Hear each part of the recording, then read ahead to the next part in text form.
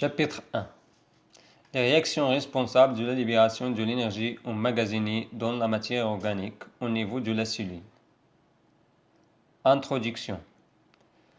Les cellules vivantes utilisent la matière organique, donc ici se forme de nutriments qui est le résultat de la digestion. Donc on va prendre le glucose comme exemple type dans ce chapitre. Donc, il utilise cette matière organique afin de libérer l'énergie nécessaire à leurs activités.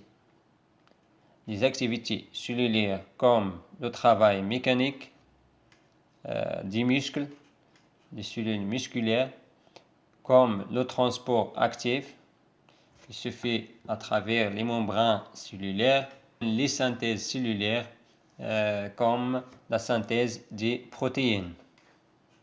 Cette énergie est stockée sous forme d'ATP. Donc l'ATP, c'est l'abréviation de l'adénosine triphosphate, qui est une molécule riche en énergie et composée de 3 groupements phosphates. Donc c'est une molécule directement utilisable par les cellules et qui est renouvelée en permanence. Donc l'ATP, c'est l'énergie préférée par les cellules qui l'utilisent directement, donc d'une façon directe et d'une façon permanente. Comme problématique de ce chapitre, comment la dégradation du glucose permet-il de libérer une énergie chimique utilisable par la cellule? Grand 1. Les phénomènes responsables de la libération de l'énergie cellulaire. Expérience. Donc à travers cette expérience, on va mettre en évidence la respiration et la fermentation, qui sont les deux phénomènes responsables de cette libération de l'énergie cellulaire à partir de la matière organique. Donc les levures sont des champignons unicellulaires non photosynthétiques. Ils tirent leur énergie, comme tous les hétérotrophes, de la matière organique qu'ils dégradent afin de régénérer leurs molécules énergétiques sous forme d'ATP par un métabolisme soit respiratoire ou bien fermentaire. Donc les levures, ce sont des champignons qui possèdent une seule cellule et ils ne font pas la photosynthèse. C'est pour cela qu'ils s'appellent les hétérotrophes. Par contre, des autotrophes qui ont la capacité de produire leur matière organique tout seuls. Les hétérotrophes, donc, ils ont besoin de la matière organique pour libérer de l'énergie nécessaire à ces activités. Donc, comme exemple, la Saccharomyces cerevisiae est l'une de ces levures qui utilise ces deux voies métaboliques selon les conditions du milieu de vie. Afin de connaître ces voies, on propose les données qui suivent. Donc, on a deux milieux de culture, le milieu A et le milieu B. Concernant les conditions expérimentales, ils sont les mêmes conditions, donc la même quantité de levure et la même quantité de glucose dans les deux milieux. Dans le milieu A, qui est un milieu ouvert, donc on met des cellules de Saccharomyces cerevisiae avec du glucose. La même chose dans le milieu B, qui est un milieu, cette fois-ci, fermé. Comme résultat, on constate la production de CO2 et H2O dans le milieu A, alors que dans le milieu B, on note la présence de CO2, bien la production de CO2 et l'éthanol C2H5OH.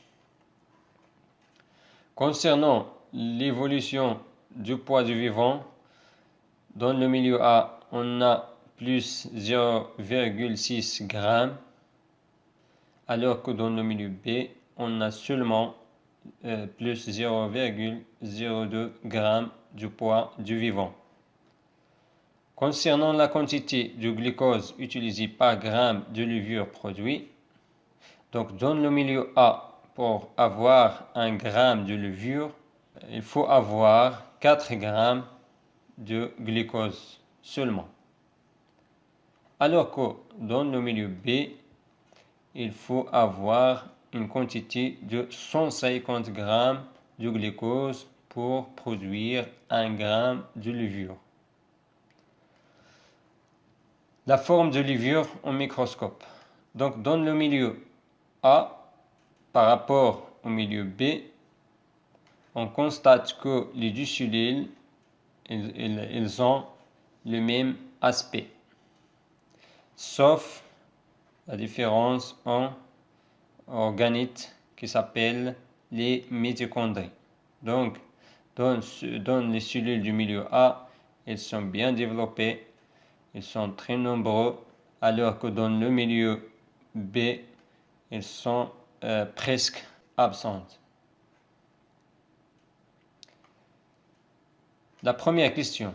Comparer les résultats obtenus dans les deux milieux expérimentaux.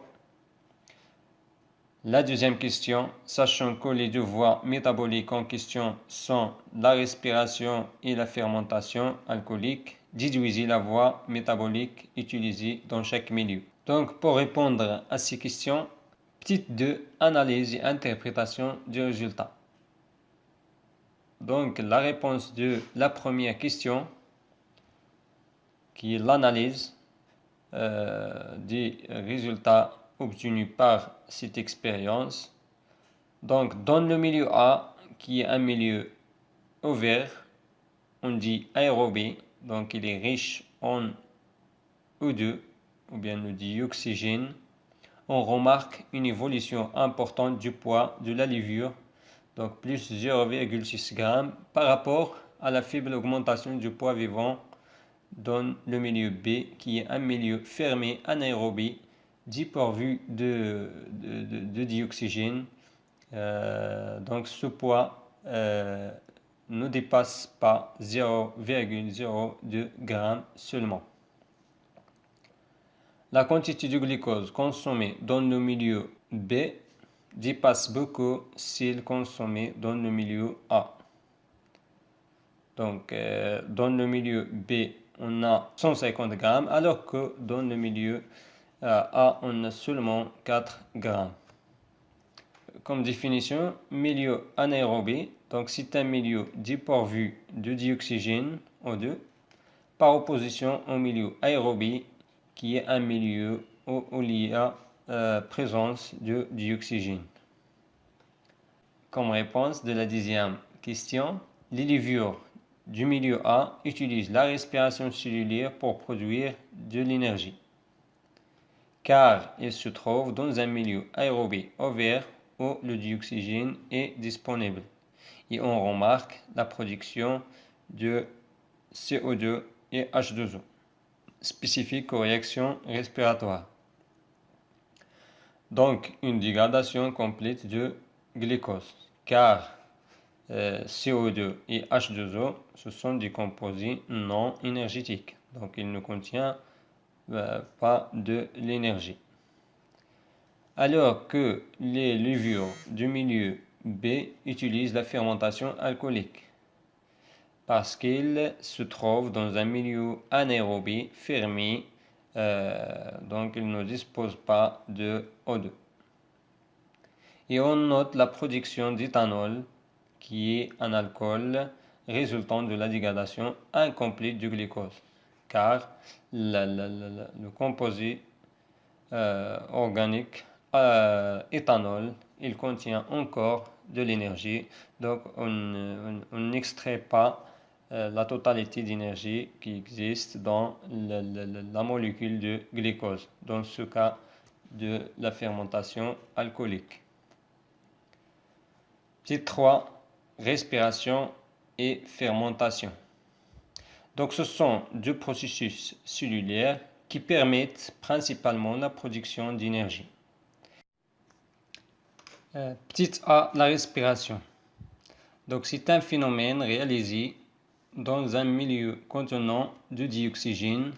Donc on parle d'un milieu aérobie par la consommation du glucose et la production du dioxyde de carbone et de l'eau.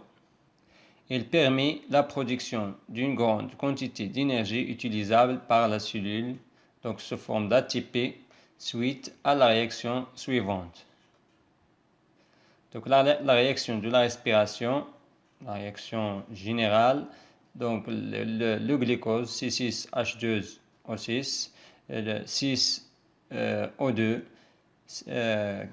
qui nous donne donc 6CO2 et 6H2O plus énergie sous forme d'ATP. On parle d'énergie chimique sous forme de la molécule d'ATP. Petite B, la fermentation. Donc c'est un phénomène réalisé sans consommation de dioxygène. Donc il n'a pas besoin de dioxygène. Lorsque le milieu n'en contient pas, donc c'est dans le cas d'un milieu anaérobie, ou bien dans le cas de certaines levures qui n'ont pas la capacité de respirer. Donc il y a des types de cellules qui n'ont pas la capacité de respirer, donc ils utilisent cette voie de la fermentation pour produire de l'énergie. Donc la fermentation permet aussi la consommation du glucose afin de produire une faible quantité d'énergie. On distingue deux types de fermentation. Donc premièrement, la fermentation lactique est réalisée entre autres par certaines bactéries lactiques et les fibres musculaires. Donc dans le cas chez l'homme, donc les fibres musculaires, elles ont la capacité de faire la fermentation lactique pour produire l'énergie. Donc il aboutit à la production d'acide lactique, CH3, CHOH, COH, donc la racine des acides, COH, donc acide lactique ou bien lactate, donc suite à la réaction suivante. Donc le glucose C6H12O6 nous donne deux molécules d'acide lactique de CH3CH COH, plus énergie, toujours sous forme d'ATP. Deuxièmement, la fermentation alcoolique. Donc, il permet la production du dioxyde de carbone, CO2, et de molécules organiques qui est l'éthanol, CH3CH2OH, dans le cas des levures, comme on a vu dans l'expérience précédente. Suite à la réaction suivante, donc le glucose qui nous donne deux molécules d'éthanol plus deux molécules de dioxyde de carbone et plus énergie se forme toujours d'ATP. Donc pour finir cette partie concernant les phénomènes responsables de la libération de l'énergie au niveau de la cellule, donc remarque l'éthanol et l'acide lactique qui sont les résultats de la fermentation alcoolique ou bien la fermentation lactique. Donc ce sont deux molécules organiques qui contiennent encore de l'énergie potentielle. Donc on a encore de l'énergie emmagasinée dans ces composés résultat de la fermentation. Donc on parle ici de la dégradation partielle du glucose.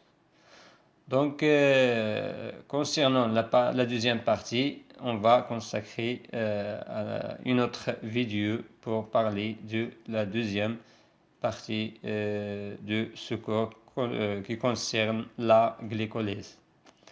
شكرا على متابعتكم. دونك نلتقي في الفيديو المقبل إن شاء الله حول انحلال الجليكوز لا جليكوليز. دونك لمعرفة يعني التفاعلات المسؤولة عن انحلال الجليكوز وبالتالي تحرير الطاقة الكامنة في هذه الجزيئة. شكرا وإلى اللقاء. N'oubliez pas de liker, partager et surtout d'abonner. À bientôt.